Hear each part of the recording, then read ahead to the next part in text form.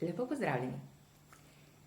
Se vam je že kdaj zgodilo, da ste se z otrokom učila in takrat je snov razumel in jo znal, in potem čez nekaj dni ali pa čez nekaj časa se zdelo, kot da vidi prvič. To ni tako nenavaden pojav. Gre za to, da je razlika med tem, da otrok nekaj zna danes, in tem, da to znanje lahko prikliče tudi čez nekaj časa.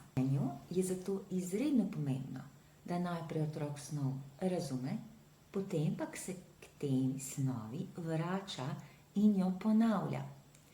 Pripravila sem en graf, kako namreč poteka pozabljanje. Ko se neko novo snov učimo, jo še po 20 minutah, recimo, vemo približno 85%. Že čez en dan je polovica tega, kar smo že vedeli, v bistvu izginilo. In potem ta krivulja še bolj strmo pada. Zakaj je to pomembno, da razumemo pri učenju? Ker obstaja rešitev. Namreč to krivuljo lahko spremenimo z rednim ponavljanjem. Če otrok, recimo, snov, ki jo je v šoli slišal in doživel, ali pa pri moji razlagi doživel, slišal, razumel, potem ponovi na intervale, večkrat na teden, recimo redno, potem ta krivulja ne gre strmo navzdol, ampak z vsako ponovitvijo, ko trenira priklic snovi, preprečuje strmo pozabljanje. Zato je pogosto bolj učinkovito, da otrok skozi teden vadi večkrat po samo nekaj minut, kot da sedi daljši čas in se takrat poskuša na hitro naučiti cel seznam, cel sklop. Še posebej to pogosto pri besedišču. Otrok se v enem popoldnevu recimo lahko nauči na pifla 20 besed. Ampak, če jih potem ne ponovi, če ne vadi priklica, se zgodi ravno ta krivulja pozabljanja in tako bo otrok recimo čez en teden od tistih 20 besed mogoče znal 5 ali pa še manj besed. Zdaj, potem pa se pojavi še druga težava, namreč otrok se gre učiti, ampak se mu zgodi, da enega delčka ne razume. In enostavno, recimo pri časih, ne vem, zakaj je ta čas tukaj.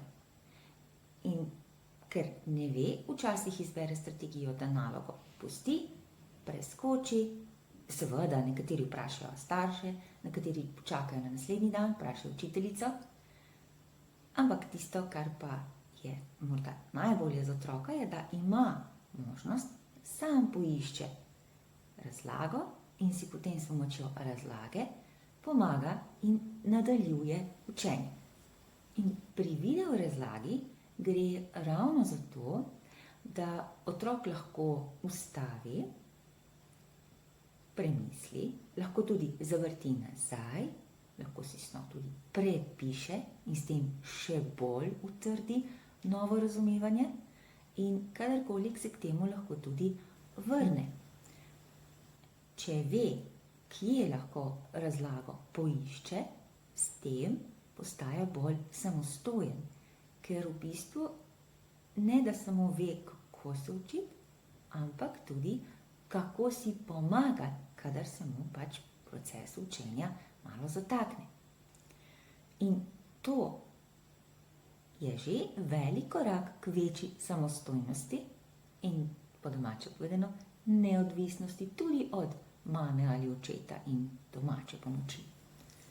Torej, če otrok morda nečesa še ne razume, potrebuje možnost, da dobi razlago. In ko razume, potrebuje kratko vajo. Nato se čez nekaj časa spet vrne k ponovitvi tega znanja.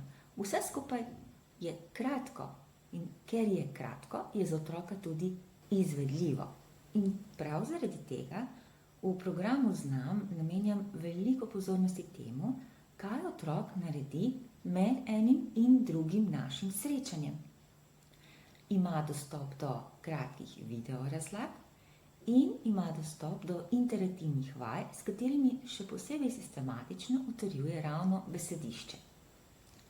To ni namenjeno temu, da ima otrok doma še več dela in da na starše pade še kakšna obveznost več. Sploh ne. Gre za to, da otrok razvija svojo samostojnost pri učenju in da je skozi proces učenja podprt. Dobro znanje angleščine ni samo to, da otrok zna danes.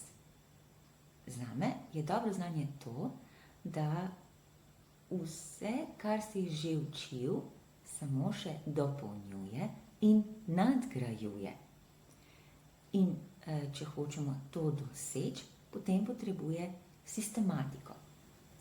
Pomembno je, da zna svoje znanje ohraniti, ga priklicati in da postopoma ve, kaj naredi tudi, če se mu zatakne.